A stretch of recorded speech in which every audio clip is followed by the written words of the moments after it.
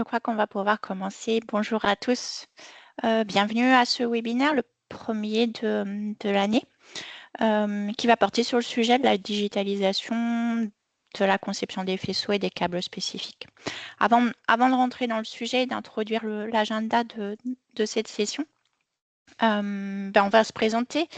Donc moi, je suis Caroline Legendre, je travaille au sein du business développement, enfin du département business développement qui est focalisé sur le câblage. C'est une équipe transverse chez iPlan, ce qui fait que je travaille en support de l'équipe française et d'autres équipes d'autres pays sur tout ce qui est sujet câblage. Globalement, derrière, ça sous-entend des outils comme Harness Pro D ou Cable Pro D si vous connaissez. Aujourd'hui, avec moi, il y a Frédéric, que sûrement vous connaissez tous, qui est le directeur technique d'Iplan France et qui va m'aider sur la partie chat et questions-réponses. Donc, justement, si vous avez des questions, des commentaires pendant la session, vous pouvez les poster via les outils Teams. Donc, en ouvrant la section, alors c'est Q&A si l'interface est en anglais, Q&A si c'est en français.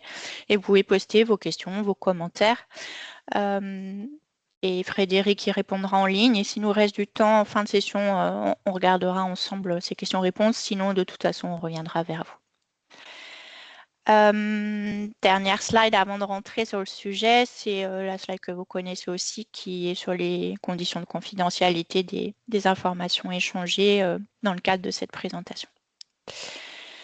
Alors le titre de cette présentation, digitaliser la conception de vos faisceaux et câbles spécifiques, ça répond, enfin, on dirait un petit peu une injonction. Et quand on a voulu préparer le contenu de cette présentation, on s'est dit qu'il serait intéressant d'expliquer le pourquoi on pense que digitaliser la conception des faisceaux apporte quelque chose. Et pour comprendre le pourquoi ou la motivation, on s'est dit qu'il n'y avait rien de mieux qu'un exemple client. Et donc, c'est ce que je vais faire aujourd'hui, c'est que je vais vous franciser un témoignage client que vous pouvez retrouver sur YouTube, notamment. Qui est un client écossais. Donc, le francisé, c'est pas mal parce que même si on a un bon niveau d'anglais, l'écossais, c'est tout de même un petit peu rude. Et le client dont on va parler, c'est le client qui s'appelle Agreco, donc qui a fait le choix de solution iPlan il y a quelques années et qui a fait un témoignage à la fois, comme on disait, sur YouTube, mais aussi donc forum iPlan il y a quelques années. Agreco, vous connaissez sûrement cette entreprise, ou en tout cas vous avez vu leurs produits. Ils développent ce type de produits qui ressemblent à des containers, mais qui sont des groupes électrogènes que vous pouvez voir par exemple sur des festivals, sur des hôpitaux. Donc à chaque fois qu'on a besoin d'une source additionnelle. Ce qui est intéressant dans le contexte d'Agreco, c'est que leur témoignage a porté sur quel était le statut au départ quand ils ont décidé de s'intéresser aux outils de conception aux faisceaux digitaux. Quel était le statut du départ chez eux? Qu'est-ce qui a vraiment motivé l'étude, le projet, le proof of concept, on peut dire le test de ce type de solution, et quels ont été les résultats. C'est toujours intéressant, oui, d'avoir le parcours d'un client, surtout que vous allez voir l'état des lieux déjà, la motivation et les résultats d'Agreco sont complètement identifiables à des préoccupations d'autres entreprises. Donc c'est ce qu'on va voir ensemble. J'ai repris complètement les informations d'Agreco, parfois même leurs propres slides. Simplement, j'ai francisé pour que ça soit plus digeste pour nous. Et puis, il y aura aussi une partie démonstration, donc j'illustrerai quelques points qui ont été importants pour eux. Et puis ensuite, on verra les bénéfices qu'ils ont eus à l'implémentation de ces solutions. Eh bien, démarrons sur l'état des lieux déjà. Alors, on voit, par exemple, sur la droite, ce sera la partie slide Agreco, et sur la gauche, les points clés qu'on a traduits par rapport à leur constat. Donc la situation initiale, déjà, ils ont regardé côté conception et puis aussi côté fabrication. Donc la situation initiale et quel était l'impact sur le câblage, c'était que déjà chez eux, les schémas électriques étaient faits, on va dire, à l'ancienne. Enfin, c'est pas, on va dire, c'est eux qui le disent, à l'ancienne. Donc avec des outils 2D de dessin, concrètement avec AutoCAD. C'est le cas de beaucoup de clients, à vrai dire. Donc avec des outils comme AutoCAD, les erreurs sont faciles à commettre, les erreurs de conception sont faciles à commettre, il n'y a pas vraiment de validation d'un point de vue conception électrique. Dans leur cas, il n'y avait pas de base de données composants et les schémas étaient propres à chaque ensemble et même à chaque concepteur. Donc il n'y avait vraiment pas de base de données ou même de base de réutilisation de sous-circuits ou de symbolique. Chaque concepteur pour chaque produit pouvait arriver à des schémas qui étaient un petit peu différents. Dans leur cas, dans leur type de leur produit, il y avait beaucoup de documentation de sortie pour la mise en fabrication et notamment pour la préfabrication de faisceaux spécifiques ou de câbles spécifiques. Et toute cette documentation-là, elle était fastidieuse à réaliser avec des outils de dessin. Surtout, elle manquait de détails. Et donc, il y avait une compréhension assez difficile par les fabricants de faisceaux à qui était sous-traitée la fabrication des câbles et des faisceaux spécifiques. Ça, on va dire, c'est sur la partie conception et sur la partie impact production. Alors, il y avait des enjeux chez eux qui étaient qu'au niveau fab, ils devaient gagner en efficacité. Au départ, les faisceaux, avant d'être sous-traités, ils étaient assemblés fil à fil, pièce par pièce, donc en vrai proto faisceau. Et ensuite, la documentation était mise à jour une fois le premier prototype terminé. Et c'est seulement à ce moment-là que la documentation pouvait être fournie aux fabricants de faisceaux. Les temps d'assemblage des prototypes étaient longs. En fait, il y avait beaucoup de résolution de problèmes qui étaient initialisés dans la phase proto, mais parfois aussi poussés plus loin dans le cycle de développement. Donc, il y a des problèmes qui survenaient aussi encore dans les premiers de série.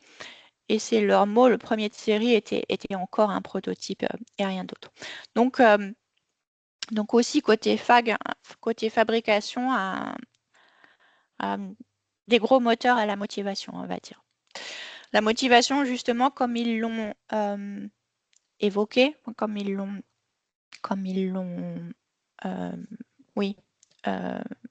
évoqué, principalement, c'était de gagner en efficacité en production, mais notamment sur la partie prototypage. Donc, réduire le temps nécessaire à cette phase de prototypage en fournissant une meilleure information aux fabricants de faisceaux, en réduisant les temps de conception et la qualité de la conception également, en améliorant la qualité du premier de série. Comme on disait sur le slide précédent, le premier de série était encore du niveau d'un prototype. Et puis aussi, la volonté de pouvoir augmenter l'utilisation des faisceaux, c'est-à-dire supprimer un peu la complexité électrique et pouvoir confier la préfabrication des faisceaux à des fabricants de faisceaux spécialisés, ce qui permettait aussi d'améliorer les délais d'assemblage, puisque c'était ensuite le faisceau récupéré, c'était plus du montage. Et donc réduire aussi en interne la dépendance à des compétences spécialisées lors de l'assemblage avec des faisceaux, on va dire, plus plug and play. Donc ça a été vraiment la motivation. Et on voit que pour ce type d'outil ou pour ce passage à la digitalisation en conception, on voit que dans leur cas, et c'est le cas de beaucoup de clients, les enjeux, la motivation vient de la production, vient de vouloir gagner en efficacité côté prototypage et côté production. Donc le projet, alors il était global chez eux. Là, on est sur le sujet câblage et donc je vais faire un focus peut-être sur la partie outils harness Pro D, mais dans leur contexte, évidemment, il y avait la partie schématique par rapport à un outil de dessin comme AutoCAD, donc avec P8.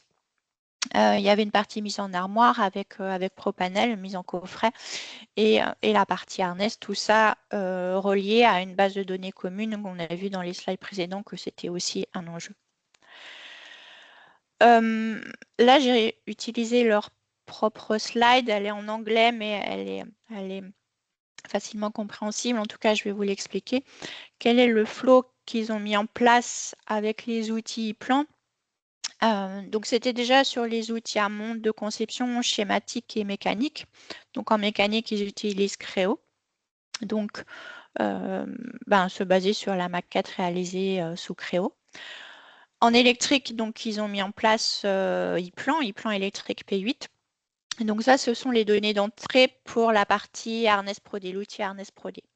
Dans Harness Pro D, en fait, sur la partie vraiment développement du faisceau, on importe la maquette mécanique, la maquette 3D. On lit tout ça avec les informations de la plateforme iPlan, donc avec le schéma, mais aussi avec les données Propanel. Et dans l'environnement Harness Pro D, on digitalise le cheminement des câbles et des faisceaux dans le produit. Et avec ce modèle virtuel du câblage, on est toujours en conception et déjà on peut faire différents checks. Donc on parlait de vouloir améliorer aussi la qualité de la conception, donc ça passe par là. Et puis on peut générer automatiquement, en plus avec des modèles Agreco, des plans de fabrication pour la mise en faisceau, pour la préfabrication de câbles spécifiques, donc avec des planches à clous, des plans de câbles, pour vraiment créer un document complet et de qualité et toujours dessiné de la même façon pour les sous-traitants qui vont s'occuper de la fabrication des faisceaux et des câbles spécifiques. Autre valeur du flow, c'était de réutiliser ces vues digitales pour documenter sur la partie montage.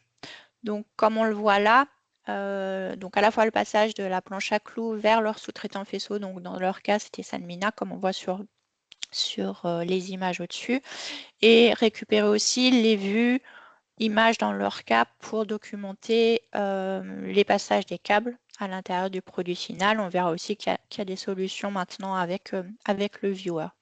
Donc ça, c'est le flow qu'ils ont mis en place. Et maintenant, on va regarder un petit peu les résultats qu'ils ont présentés.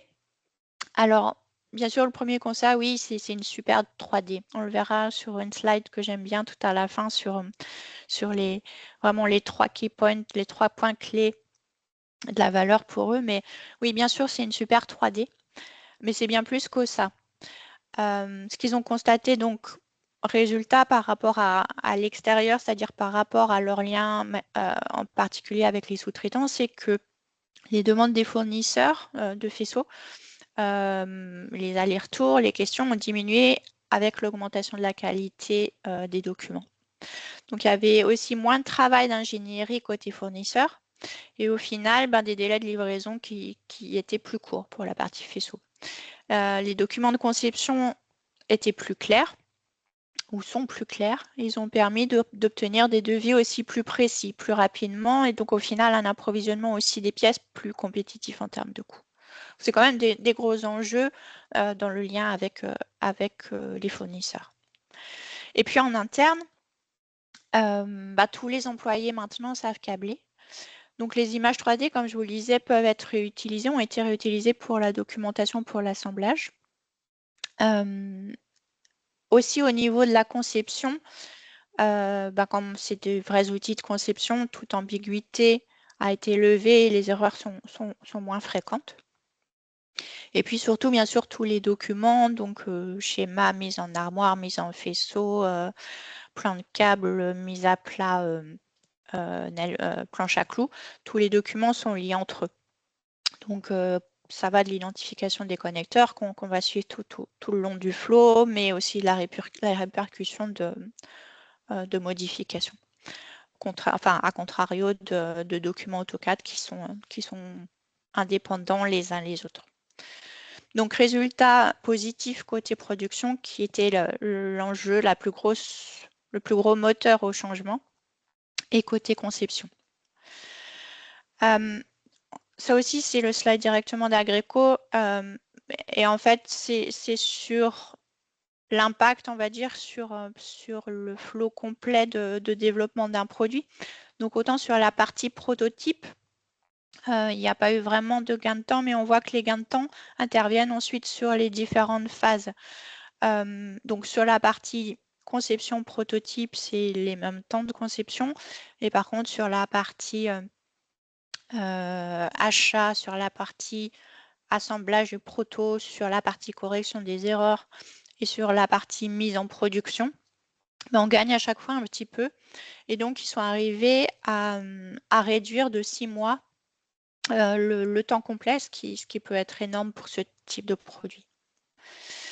Donc, ce que je vais faire, c'est je vais vous illustrer dans l'outil quelques points qui ont été importants pour eux. Donc, je vais aller dans Harness Pro D. Donc, pour ceux qui connaissent un peu l'environnement, donc on a la structure ici des différents espaces de travail. Donc, l'espace de travail, c'est globalement où on va créer la conception de nos faisceaux. Donc, cet espace de travail, il peut être en 3D, comme on le voit ici, ou on peut travailler aussi directement à plat quand on connaît déjà un peu la géométrie du faisceau et sa structure. Et de ces espaces de travail dans lesquels on va travailler, vont en découdre les documents pour la fabrication, pour les fabricants de faisceaux. Donc, ça peut être une planche à clous ou des plans de câbles. Alors, normalement, quand je fais une démo Harness Pro D, on est dans l'environnement 3D, on importe la 3D, on fait le placement des composants qui viennent du schéma, on installe les faisceaux, on fait le routage, parce que c'est les choses les plus, peut-être les plus sexy à présenter. Mais aujourd'hui, en fait, j'avais envie d'illustrer d'autres fonctionnalités qu'on n'illustre pas forcément tout le temps. Et qui sont finalement les points forts qu'on relevait à Greco. La première fonctionnalité, donc là je suis déjà dans un environnement où, alors j'ai masqué pas mal des choses de leurs produits, mais voilà, je vais avoir des connexions qui vont arriver sur un composant, différentes connectiques. Donc on va dire le placement des composants issus de P8 est déjà réalisé sur la base de la maquette 3D issue de Creo. Donc l'installation des câblages est aussi réalisée, même s'il y a de l'habillage des câblages, des T, des étiquettes et tout ça, c'est déjà réalisé. Ce que je voulais vous montrer, c'est, on parlait de qualité de la conception, je voulais vous montrer la notion de tâche, c'est-à-dire de tâche de validation en ligne.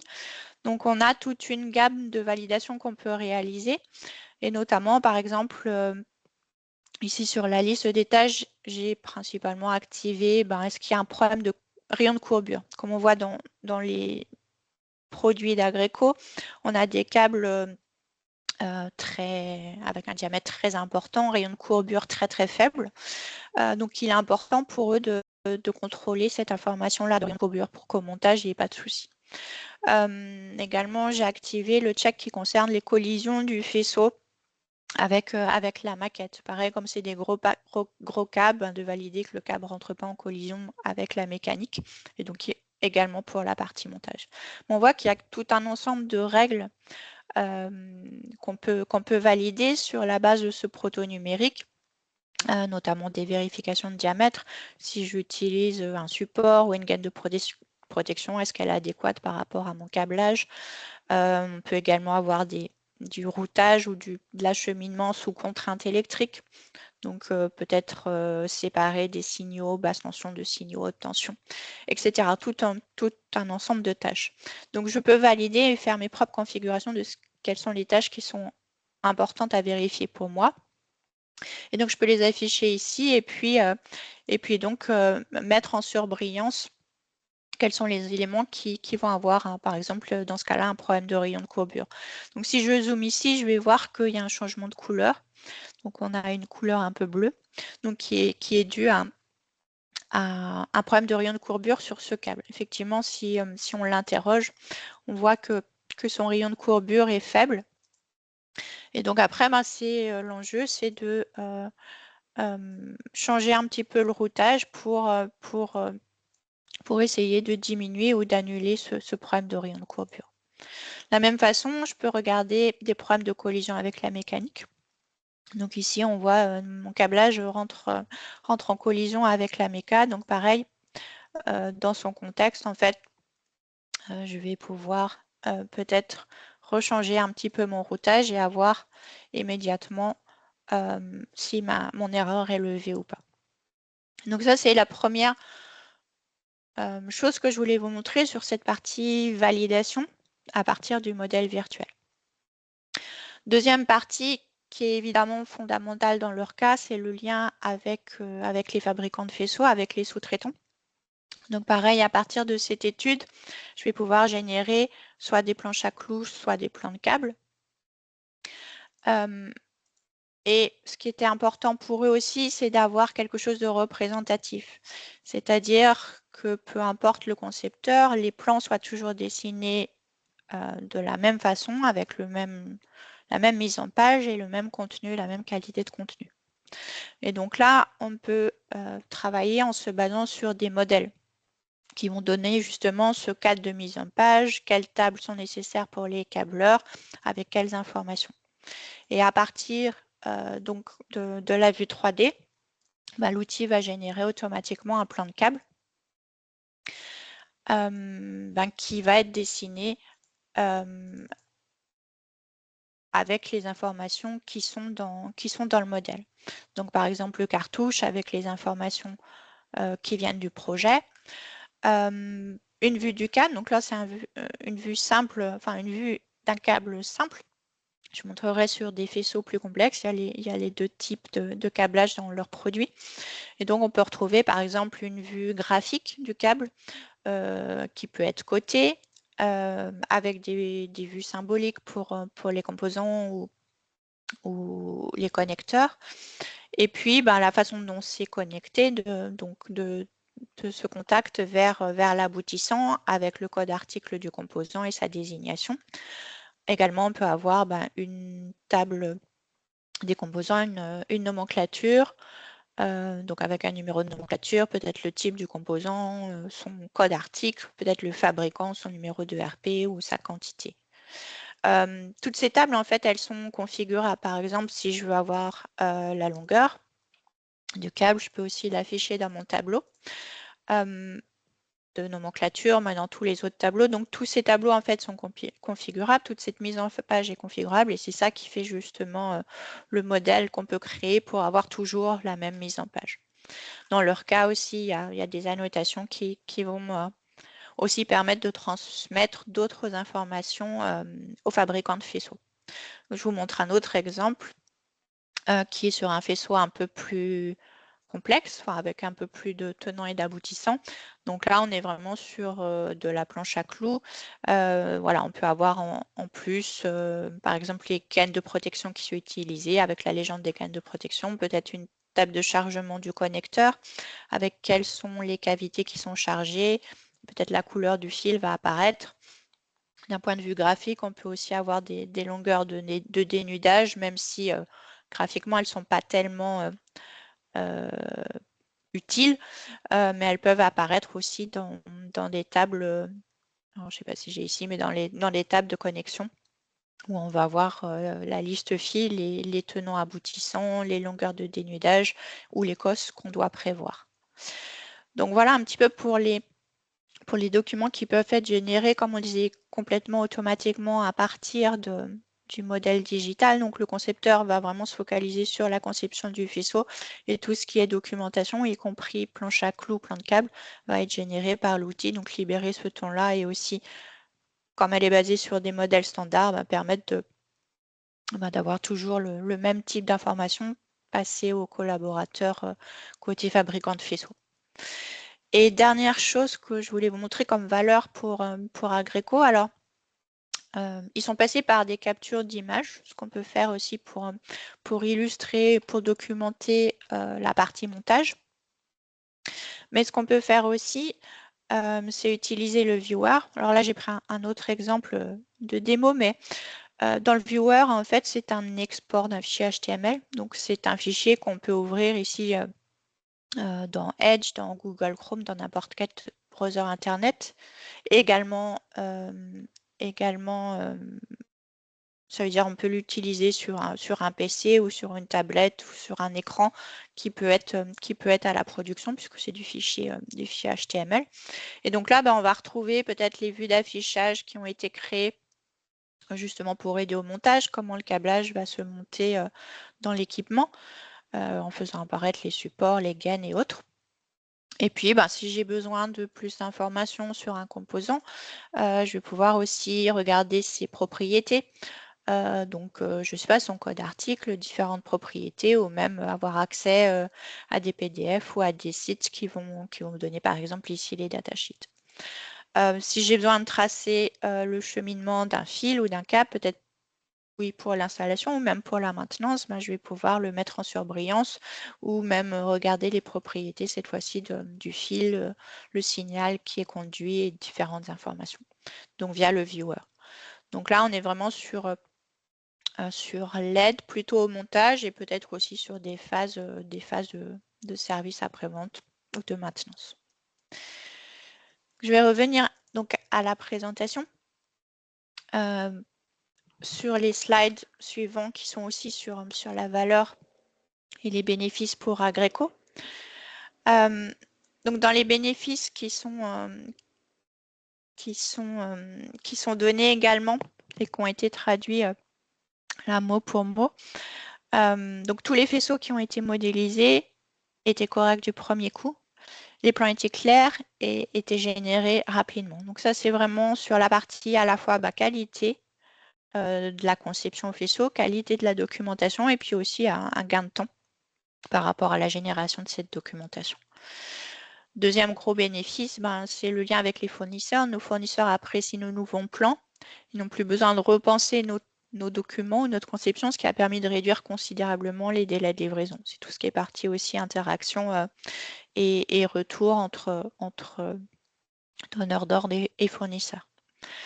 Donc ça passe par ces planches à clous qui sont imprimées à l'échelle 1 et qui sont utilisées directement par le fabricant de faisceaux. Donc c'est un aspect collaboratif étendu en dehors de l'entreprise qui était une des valeurs. Et une valeur que j'aime beaucoup, parce qu'elle est plus importante qu'on le croit, c'est que d'un point de vue outil, les utilisateurs ont vraiment apprécié l'environnement virtuel de Harness. Donc l'interface, le moteur graphique super performant. Et donc leur mot, ça rendait tout ça plus proche d'un jeu vidéo. Et donc je trouve que ça a l'air un peu anecdotique, mais c'est quand même très important que les gens d'une équipe soient heureux d'utiliser leurs outils de tous les jours et qu'ils aient envie d'utiliser les outils en place et qu'ils pensent que c'est des outils métiers et performants. Donc voilà, d'autres résultats qu'ils ont partagés qui étaient plutôt inattendus dans leur cas, c'est justement la partie pour aider à la partie montage. Avec ces images, avec cette vue 3D, en fait, il était plus facile à la fois pour les concepteurs électriques de se faire une idée, même en phase de pré-prototype grâce à la 3D. Donc, c'est un peu la phrase que j'ai laissée en anglais. Une image est plus parlante que tous les mots, mais une 3D encore plus. Et donc, ça a facilité aussi la communication entre les départements électriques et mécaniques, ce modèle digital. Donc, l'import du câblage aussi dans la mécanique a permis de créer des nouvelles discussions, de nouveaux échanges entre les départements. Et puis, bien sûr, d'anticiper au plus tôt les changements ou améliorations qui étaient nécessaires. Donc, revue de conception aussi avec les modèles 3D de Harness Pro-D. Et puis, une modélisation beaucoup plus tôt dès les phases de conception initiale sur la partie cheminement. Alors, je regarde un petit peu le temps pour les questions. Ça va être un peu juste par rapport au temps qu'on s'est dit. Donc, ce qu'on peut faire, c'est on va laisser le chat ouvert quelques minutes pour que vous ayez le temps de poser vos questions en commentaire.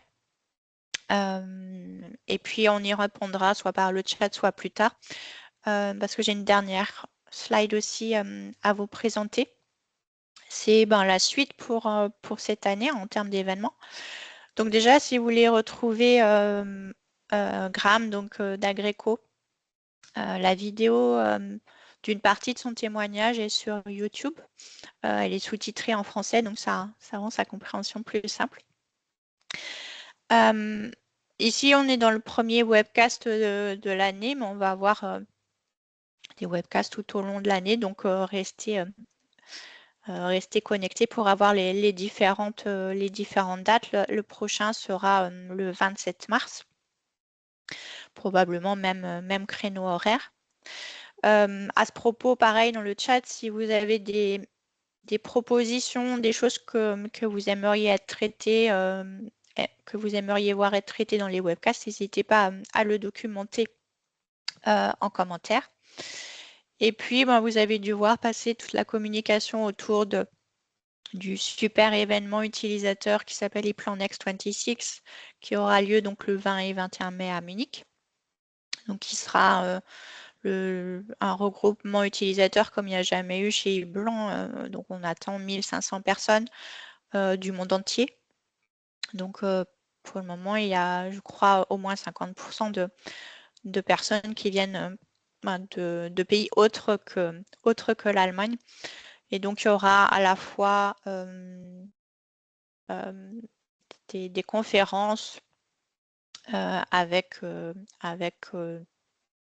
pour les utilisateurs, mais aussi des conférences, par exemple, du directeur de DMG, DMG Mori, donc le docteur Mori qui viendra du Japon, des gens de chez Siemens, le CEO du groupe Lowe, Dr Lowe. Donc vraiment beaucoup de choses, beaucoup de networking, c'est souvent ce qui fait le plus gros intérêt de ce type de manifestation. Et sur le sujet du câblage, il y aura aussi plusieurs sociétés qui vont témoigner. Le groupe Fayad, donc avec la société Bomac, qui fait des véhicules spéciaux notamment. Et puis il y aura plein d'autres initiatives sur le sujet. Donc j'espère vous y voir nombreux. Je vous remercie en tout cas pour la participation à ce webinaire. N'hésitez pas à laisser vos commentaires sur ce que vous aimeriez voir pour les prochains. Ça nous fait toujours une base d'idées pour le contenu. Et avec cela, donc, je vous souhaite une très bonne fin de journée, un bon week-end à venir et à une prochaine fois.